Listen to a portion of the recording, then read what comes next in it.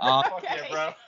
What's up, everybody? This is the Alive and Stone podcast. We're back again. We have Anoxia with us today, being represented by Chrystal, and we have a lovely special guest. This is a person that I have interviewed in previous interviews, Chrystal James from Carbonstone. It's a package deal. So always.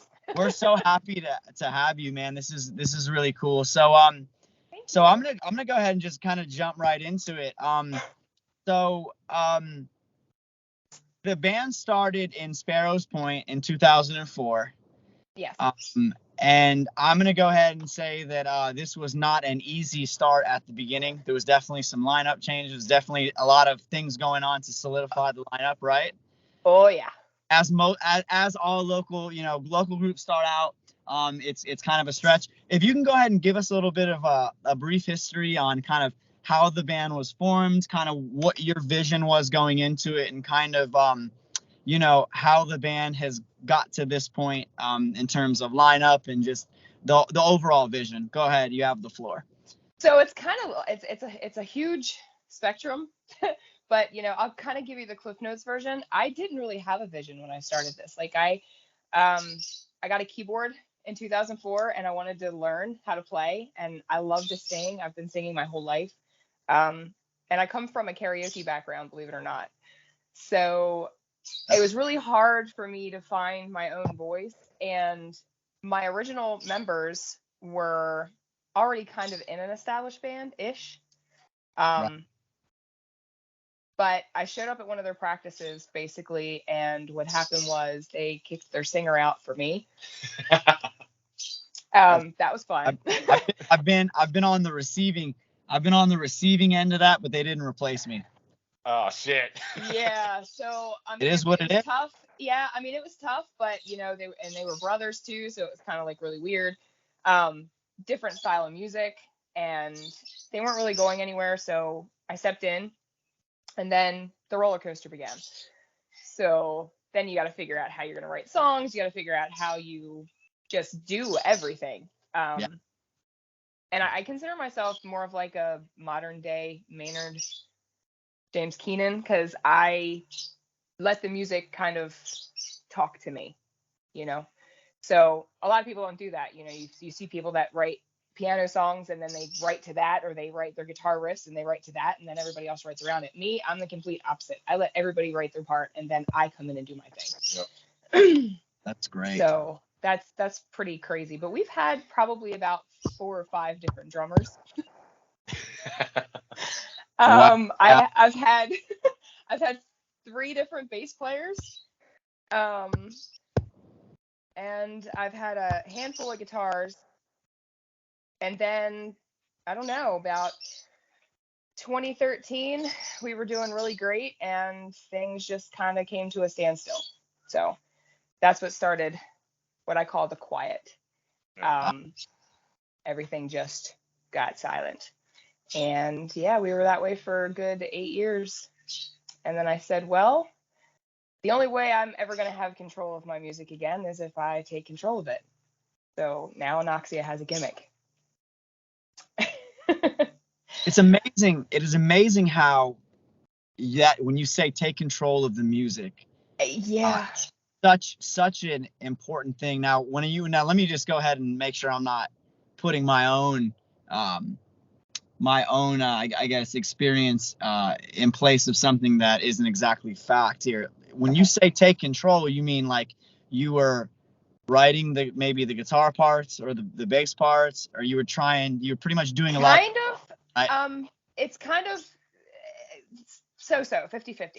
So basically I'll write riffs, and she'll either thumbs up or thumbs down. So when I get a thumbs up, that's when we're like, okay, we can work off of this. Right. If something speaks to me, I'm like, okay, that needs to come this way, because I'm feeling that, and I can do something with that. Mainly when I say take control, I mean like I went through a period where I just couldn't understand why I couldn't just do it myself.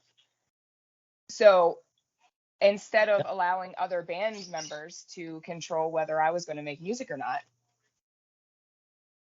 I said, well, now I'm going to create my own members. And Absolutely. that's what we did. So yeah, absolutely. I didn't mean to cut you off there. I was gonna let you finish. Sorry about that. No, you're fine. It's the reality of it is, if I'm gonna do anything, I gotta be 1000% in control and in the driver's seat, because if I'm not and I lose control, then I give other people control of my dreams and what I want to do. Power. And it's too much power to give away. Self-reliance. It's a beautiful thing. Yeah. Yep. I will tell you that is the exact reason I left my last band, is because I was in a situation just like you, where I was and it was a great experience for me, but I think that I came to the realization that, like, band members, and this may not be your experience, but I think you could probably relate to this. When band members, when you lose momentum in a band, you'd lose fans and you lose band members. It's like, this is why I love you, brother. I detect no lies here at all. Like, it is like a relationship with, whatever you're into, opposite sex, same sex, whatever. It's like a relationship, in a romantic relationship. When the love story dies, people look elsewhere. And if you are not moving, if you look at any band, with the exception of maybe Tool, I would say that you will see one person that has the vision and everyone else that bolsters that. The thing is if you cannot, I was the exact same way. I left my last band because I was not in control of my fate, and I was just kind of splashed some water on my face. I'm like, okay, I can sing the song, I can write, I can get momentum started, and then I can look for other guys. That's exactly what I did with Live and Stone. But this isn't about me, this is about you guys. But new song slams, by the way. Yeah, fuck yeah, it does. It is so important that there's not too many cooks in the kitchen, and there's one person that understands this is where we're going, and everyone else follow. And typically, when that person is the lead singer and can also write and do other stuff, you have an unbelievable edge, because at the end of the day, it's your choice whether you move forward. Exactly. You stop on you. So that's incredibly powerful that you said that. So another thing to touch on is I love how you talk about letting the music come to you. And I think emotional resonance and really feeling the music and really putting your heart and soul into it translates to an audience, because that's what makes songs great is the resonance, and I think that's so important. So there's some great points that you brought up. So I'm going to tell you, how did it feel to honor the late Coolio with you doing Gangster's Paradise with Corey? That was like, there's a crazy story behind that. So we were on vacation, and rest in paradise, because he was definitely a staple for me, a staple for Corey. And when we heard, we were in the hotel room, it was probably about 9:00 at night. I think it was a Wednesday. We had a few drinks, and we were, on the internet, and that popped up, and I was like, holy shit, dude. And I said, we got to do something to honor him right now. We need to do a remake of Gangsta's Paradise. I literally got a hold of our sound engineer and said, we need a session, like, boom, now. I drove all the way from Ocean City around Delaware, dropped him off in Middle River at the studio on Saturday. Then I drove home to get my animals and drop off some stuff from vacation, to drive back to Middle River from Westminster and stay for 11-hour session to do that. And we literally got that song done in 11 hours, all in one day. Mind blown. We were burned out by the end of the night, but had no idea how it was going to go. I didn't care. Like, we just needed to do it.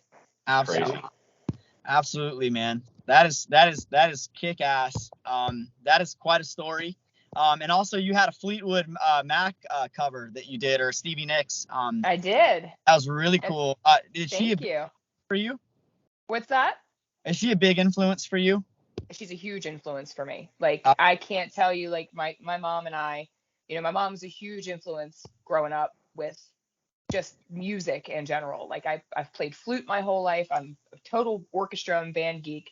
And Stevie Nicks, Cyndi Lauper, all of those, but mainly Stevie Nicks. My mom would just kick on that album and just sing her heart out, and we would just dance around the house getting chores done, for as long as I can remember. Yeah. So, and it's kind of where some of my style comes from, I think, too, like the scarves and, all the jewelry and just all that stuff. Like, I feel The like witchy stuff. yeah, the witchy Yeah. stuff, but I love her. I absolutely do. I adore You her. definitely have a very shaman-esque look to Thank you. you. It's almost like it's a very, I mean, it doesn't really take a whole lot to know that you're the front woman in the damn band.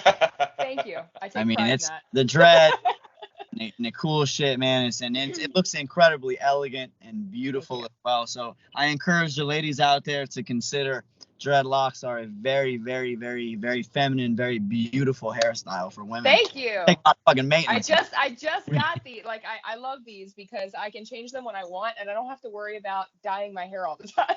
We Yeah, can't go anywhere in public without other women coming up to her saying, "Oh, I love your hair." Or my makeup, or my style, or it's very humbling. It really anything is. about me? It's like What? Oh. He's like, is anyone gonna say anything about me? Jeez. Oh, they trust me. They do. They you see do. this pink hair? You see this? Like, I'm also his fashion coordinator. Like, I dress him too. We know about you. We know that you helped coordinate the entire look for Carbonstone. And we compared you to Jennifer Aniston in the movie Rockstar, because that was what Yes. you were like. Yes, exactly. When did you cut anyone's underwear off of them? Not yet, but don't tempt me because I'll do it. I'm not fucking with it. Fuck, bro. I don't want my right up and snip. Get them off. I don't want my underwear. Yeah. Yeah. That's excellent. Great. So tell us, that movie. Who is Relic? Is Relic your mascot? Is an alter ego? I know Carbonstone has Frankie, the evil teddy bear, and almost like Dead Mouse. A teddy bear had a kid, and kind of like an alter. So is that like an alter ego for you guys? So Relic is my first guardian. I summoned him, and he's actually evolved.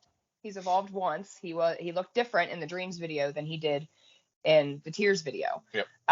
So that's his evolution, and he'll probably evolve more than that. All of my band members are guardians. That's what I call them.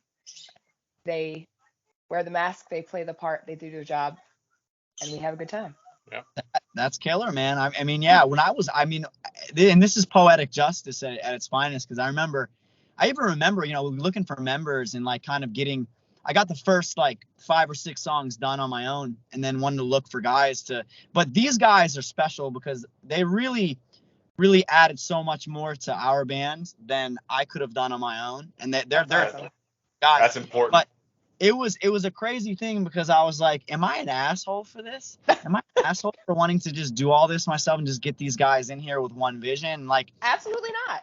It was incredibly smooth. It was incredibly smooth. It was like all right, I know what you're doing. I can do this. Let's go ahead and do it. I feel like if you go into it with your pure intentions, and your authenticity shows true, and you put those boundaries out on the table, and you say, this is what I expect of you, and if everybody agrees on that, you should have butter. It's like you should never have a problem. If everybody knows what they're supposed to do, and we just do it and come together and get it the fuck done, then yeah. I'm gonna tell you this, man. It's so true. It has been so easy with these guys. We've already been in the studio for 3 more songs that are unreleased. We've already got 2 music videos done that we haven't released yet. So easy, and you're preaching. It's such poetic. Great. Awesome, man. But yeah, dude, that's so awesome to hear, man. That someone else has had that leap. So, the special anniversary of Anoxia was your first full length that I've seen. So it was done that way for a reason, though. It wasn't like a full length. I had to do it because if I didn't do it, I was going to lose the music. Right. And I was in the middle of writing an album when the quiet had me like it was just like a stranglehold. So I had all these songs that were done waiting to be released to people, and I had to do something. So that's why that happened. So I named it Anniversary Edition, and we did a remix and remaster in the studio, and then we put out the new stuff. So technically, it's not a full length. It's just kind of like a add-on, but It was a full body of work. Yeah, it was definitely a full body of work, and the artwork and everything, but it worked out. Absolutely. And then 3 other singles. The latest was Tears. That one right there. And then there was a feature in Pins and Needles that you did that me and my brother watched, and that's actually how I found out about you. Oh. Who the hell is this wonderful voice in there? Thank you. This looks like a rock woman. Who the hell is this? And I remember I was doing some community stuff on music. I was on my analytics platform doing that, and Anoxia popped up, and I saw your face, and I was like, that must be her.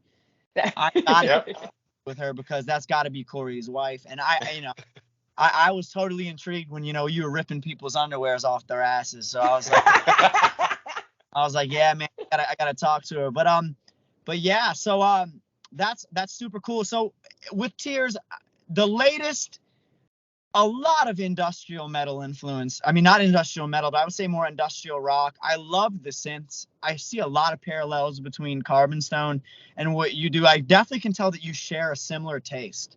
But yours is very ethereal, very like Evan. And I wouldn't say it's okay. You can say it.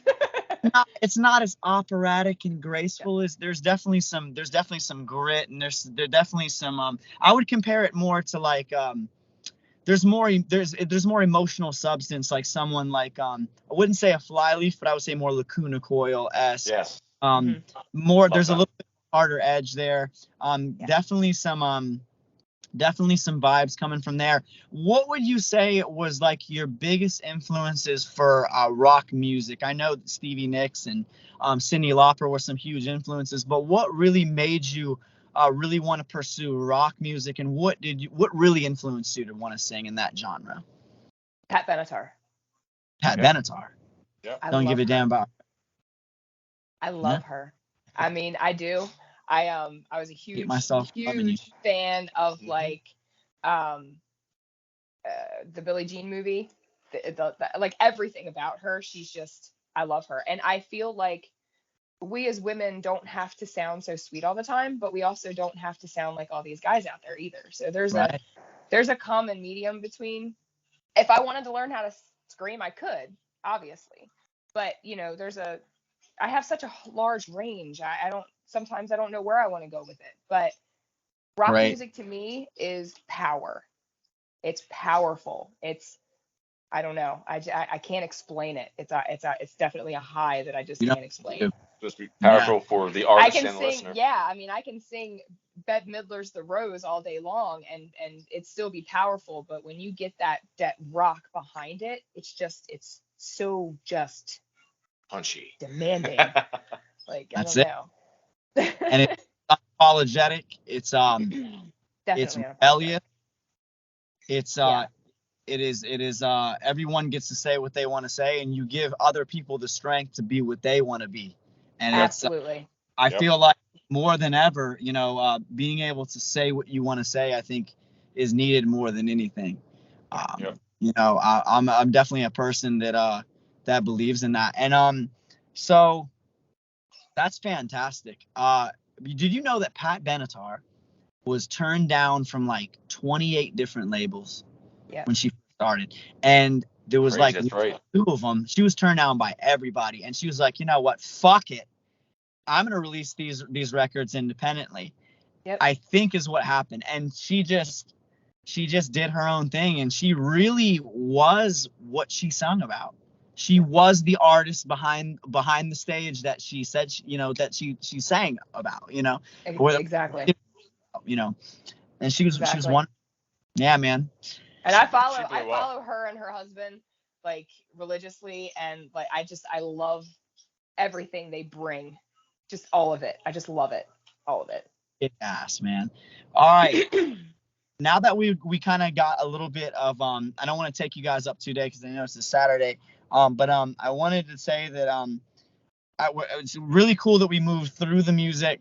Now I want to kind of ask you guys some fun questions. This is one that always wanted to ask you. How'd you guys meet each other? How long have you been married or together? What was it like when you first met each other? Were you in love with her the moment you met her? Was it reciprocated? What was it like, your dynamic when you first met each other? I always love to ask this. I'll let him start there. It was fucking wild. We'll say there. So Sounds fun. We crossed our paths several times in the music scene, and we kind of formulated a relationship as bands. So we were friends with all the members of Anoxia and vice versa. Let me just be real clear about something, though. I am the type of person, I'm the type of woman that does not like a certain kind of attention. When I'm at a show, I dress respectfully. Yeah. I usually don't get touchy-feely. I'm usually a knuckles, hey bud, what's up, horns, things like that. I'm never like overly affectionate at all. And I was married 14 years previously to Corey and I. Yep. So, wow. To be out at a show and never, ever, ever, ever have anybody make me turn my head. And then this thing walks in the door. And I'm like, well, I'm in trouble. Oh, shit. My question, you were into Corey the moment you met him. Yeah. And it wasn't a physical attraction. It was more like my heart. It was like a pull. It was so weird. It was like I don't know. I can't describe it. It was mutual. It's definitely like a magical thing. I can't even put it into words. That's rad. That's I mean, Corey, we fell in love with each other and told each other we loved one another before we ever even kissed. Yep. True. And we've been together for 10 years. Almost. Oh man. Yeah. That's love, dude. Yeah. Yep. Yeah, definitely. Yeah. And we've been married since 2018. 2018 is when we got married. Yep. Absolutely, man. So Corey, what's your what's from your angle? What was it like when you first saw her? What was going through your head? I was blown away. Actually, the first time ever seeing her. What show was that? That was at the Wrecker. That was at the Wrecker. And Is he gonna say it? No, I was captivated when she was on stage and singing. I was like, who the hell is that? Because I was in the audience when they were performing, obviously, and I was. He didn't even come to see me. He came to see Adema. Adema, that's right. We were hanging out with Adema after. I opened for Adema. She opened for Adema, and we were there to meet up with the guys from Adema and go out to dinner after their show. So and then Anoxia showed up, and I was like, holy hell, and captivated. So that was a good damn night. That was a great night. I saw you for the first time, met you, and then went hung out with Adema after that. So that was really cool. But Chavez Adema? What's that? Was this Mark Chavez Adema, or was this the guy from Level? This was right after Mark left. Yeah. So Tim, the guitarist for Adema, was doing vocals as a fill-in. How was that? It was really good. He carried the weight. Definitely. I never got to see Bobby. Yeah, Tim Flucky. Yeah, he did great. He did a good job. I love it. We had we had great conversations with them at the Towson Diner after that and shit. And I was a huge fan of Bobby's work with Level with Adema as well. He did a killer record with them. You know who was sick? You know who was fucking great? Was Luke. The guy Luke was awesome. Yes, dude. He was bad. Oh, big time. And by the way, big time. Even after left. Yeah. Oh yeah, dude. Fuck yeah. That's awesome, man. Yeah, man. Codependent. Promises. I mean, unstable. Unstable. So fortunate.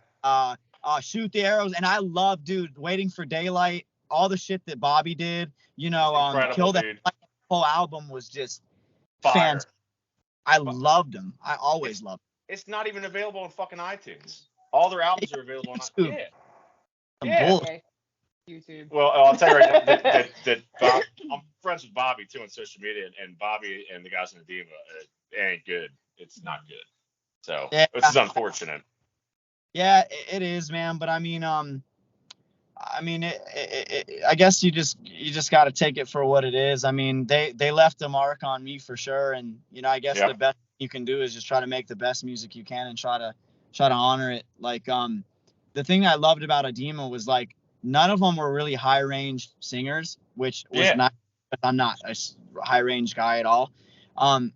but like the way they layered the harmonies in the chorus made them sing. And this was common in nu metal.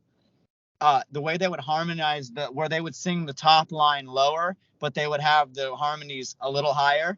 Yep. And it sounded so cool. It was so powerful. Like bands like Taproot did it. Yep. I did it. That whole scene was just a big deal to me. So that's awesome. This You're is my brother from another mother, dude. Absolutely. Straight up. Dude, seriously, bro. I'm like, yep. He's the only person, him and Neely are the only persons that I've been able to talk about Julian K with. He's the only guy. Ryan fucking Shuck, baby. I love it. Love And those Amir. guys. Yes, yep. As soon as dude. our first interview, when he was saying he was an Orgy fan, I was like, holy shit. Me too, baby. You done reeled him in now. I mean, the first time I had ever, like, I grew up in a house that had Smashing Pumpkins and Nine Inch Nails, and I was just like, this is great. That's like, I was my like, shit. great. I found my, like, Metallica, like, I just didn't like it that much, and I was like, yep.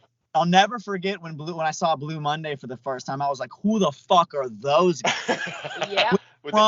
with the Chrome Max Factor, and like, Fuck yeah. I was like, He said Max Factor, I love it. I was like, and this is kind of a different, this is a different time period. We have tolerance for everyone's lifestyle and stuff like that. And I remember like being little and having older kids kind of tell me, yeah, those guys orgy, there's a bunch of gay dudes. And I'm like, what? Same here, dude. Like, they look really cool to me. And I want to dress like that. Like, you know what I mean? I do too, bro. Yeah. And it just kind of bummed me out because it was just like, those guys are badass. But yeah, man, fuck yeah. We could go on all day about this shit. Yeah, but, we totally could. Yeah. So the next thing I want to ask is just kind of some funner questions. So that's really cool. It's amazing that you guys have such a cool love story, man. Fuck yeah. And I want to ask, okay, so this is going to be and anyone can chime in on this. So I'm gonna take it easy with you guys this time. We asked some crazy questions to him last time. Uh-oh. Okay, Chrystal, favorite food? Oh, see, you're giving my secrets away. It's sushi. Oh, me too. Favorite food is sushi. It doesn't matter. Like, I love it. Love it. Yep. Sushi. Favorite alcoholic beverage? Vodka. Vodka. Are there any other kinds of drinks that you'll drink that will alter your personality, like make you like kind of like to fight, or you just like it doesn't? Yes. Really? Cheap wine. Cheap wine. I'm talking like dollar store wine. The Wild Irish Rose is out of the question. I will go to. Out of the question. I'll go to Walmart in pajamas at that point and fight everybody. or whiskey. I can't have whiskey anymore. Yeah. That makes me a little mean. So but I love tequila. You like tequila? Wow. Okay. I love tequila. Me too. I like tequila too. So it's got to be high class stuff though. Okay, so we talking like Clase Azul? Yeah, we're talking like 100% agave because I won't touch it otherwise. Hangovers. I won't. She has very exquisite tastes. Yes, I do. Yes. I think that came out fucking Australian. I don't know what. Oh God, I gotta work. Good eye, Mike. Oi. Yeah, yeah, man. That's why I was gonna go on a tangent there for a second about AC/DC, but I'm not gonna do it for this one. So is it like vodka on the rocks, or is it like cranberry vodka? Like, is it cranberry? I'll drink cranberry vodka. I'll drink pineapple and vodka. I'll drink anything with vodka as long as it's like not like milky. She can put some fucking shots back. I love she shots. Put some shots back. I'm like, if I'm here to get drunk, that's what I'm doing. Like, let's go. I like cherry bombs. I do like my Jaeger. Yep. You like Jaeger? Holy shit. I love Jaeger, but I have to respect the Jaeger. Because if I drink Jaeger like I drink vodka, we might have a bad night. Hey, Northern Shabby, what a sweet cat. Yes, this is Sully. This is my Sully bear. Hello, he's usually Sully. Good to see you. Hi, Sully. Hi, Sully. Beautiful cat. International Cat Day. We have 6. That's insane. Yeah, you definitely play the part well, man. You definitely are in your personal life who you are on stage. That's definitely Yep. I totally am. That's awesome. So, okay, so the last one is, okay, so since we're on the topic of being drunk, any funny drunk stories or any times that you've gotten really wasted and did something crazy. If there's anything that you're not comfortable talking about, you don't have to say anything like that. I'm looking for funny stories, funny stuff. You know what? I don't drink at shows. Me either. I only drink, when I get off stage, I'll have like a few shots or whatever, but I never drink at shows. Funny stories, man. I don't know. I've been told that I was perched like a bird on a dresser one time, butt naked. Rad. But I don't know, that is on a high level. Yeah, that was my 21st birthday. There you So. go. There you go. So I must have done something right. Dang. Yeah, we went bar hopping. I must have done something right. But yeah, no, I mean, I tend to get overly emotional when I drink too much. So it'll either, land me on the floor like talking about life, or I'll just go to bed. Wow. Yep. Wow, man. So, okay, that's pretty cool. Let me see here. So for drunk stories, I remember when I was when I was finished at Florida State, and also you have a journalism degree. No, I don't. That was Anne Marie saying that she had a journalism okay. degree. That she had, yeah. Because I was like, I wanted to touch on that. I was like, damn it, I misread. But yeah, so when I was over at Florida State and I was kind of getting finished there, I was going back to go clean out my apartment. And long story short, it was very common for us to go to like a happy hour at 5 p.m. And my favorite, there's a place called Potbelly's in Tallahassee. That's a super fun club. And you go there, you'll drink from 5 p.m. and then I'll go like out all night to like 2 a.m. Right. So anyways, I go to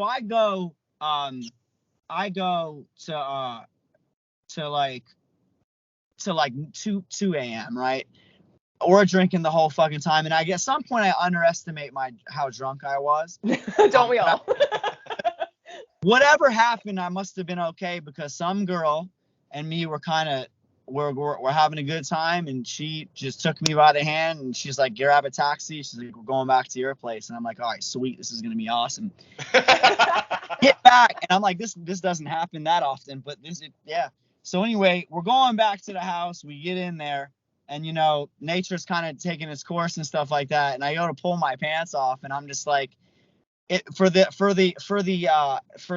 like polite version, the machinery down there just no wasn't. work. No worky. And I'm sitting there like, do you just want to cuddle? And she's like, yeah. And I'm like, great. And fucking embarrassing. The story's better. Oh God.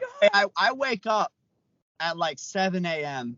and I'm like, we're spooning or whatever. I wake up. I am so fucking hungover. It feels like this poor girl's waking up to the sound of me calling it in the fucking toilet, like till there's no. Like my nuts were getting puked out. Oh my God.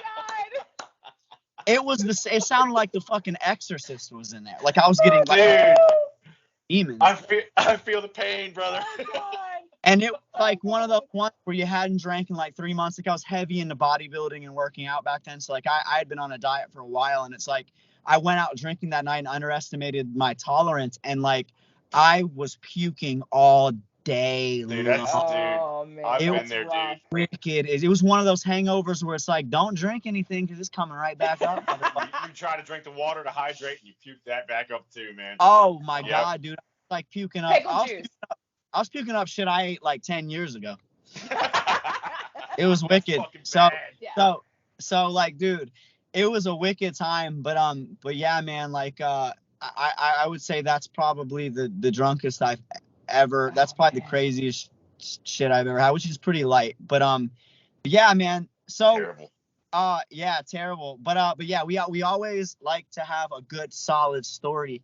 And I'm never going to ask you anything and not be able to give you something that's there you wrong. go. Damn right, brother. There you go. Not being a team player, but this has been an amazing interview. So I saw some clips on YouTube of you kind of getting back in the studio, doing some stuff. Are we going to be getting some new music soon? What's kind of the plan for Anoxia moving forward? So we do have another one that's coming out soon, probably within the next couple months. Yep. That'll also be accompanied by a music video. Yeah. And then I'm anticipating this album to be out spring 2023. Don't quote me, but that's kind of where I'm at right now. If like, we really bust our asses. Yeah, if we really bust our asses and get in there as much as we can. Like the fate of this album is kind of, it rests on the engineer. He's so busy, and I mean, basically he'll call me and say, "Hey, I got this slot open." I'm like, "Let's go. I'm in. Let's go. What are we doing?" He's both the band's synthesist. What do you need? That's like it. literally, like, so, he calls, we go in. But that's what I'm anticipating, and I want to have a huge party. Huge. It's gonna be great. It's awesome, man. I love it, man. I love the energy. This has been an amazing time. I'm gonna go ahead and say this for you because everyone I kind of I asked this at the end, but it's kind of self-explanatory. Anoxia, you can find their music on pretty much any streaming outlet. They've got a YouTube channel, they've got Spotify, they're on Apple. You can find them pretty much on any streaming platform these days that everyone uses, all the kids use. Is there a website that we can find you at, or do you not do that kind of thing? Is there any other place? We haven't done the website yet, but I'm literally on TikTok, I'm on Instagram, Yeah. YouTube, Facebook, like all the Yes. things. Everywhere. So yeah, anywhere I can plaster my music and my face and my band name, it's there. Absolutely, man. And we're gonna go ahead, if it's okay with you. I don't know if you have like a fan page or something like this, but I think I'm definitely gonna post this on my YouTube. I'll send you a copy of the actual video, and then what we can do as well is if you have a fan page or something on Facebook, we would love to post it on the band page. Just anything that we can do to get my fans or whoever I have to pay attention to what you're doing. This is kind of all about you. So we want we just want to lift up the community sometime, you know what I mean? And just kind of just promote all bands and see if we can lift one as a whole. So yeah. I've already been working with their fans with our fans and vice versa. I'm already seeing that happen all over the place. Absolutely. I mean, you guys know me. I mean, I'm in the fan clubs. I'm in the chats. I'm always trying to go with everybody. So if someone finds our music, that's great. But I'm not, one of those people that goes on your site putting my bullshit on there. You know what I mean? I'm not into it.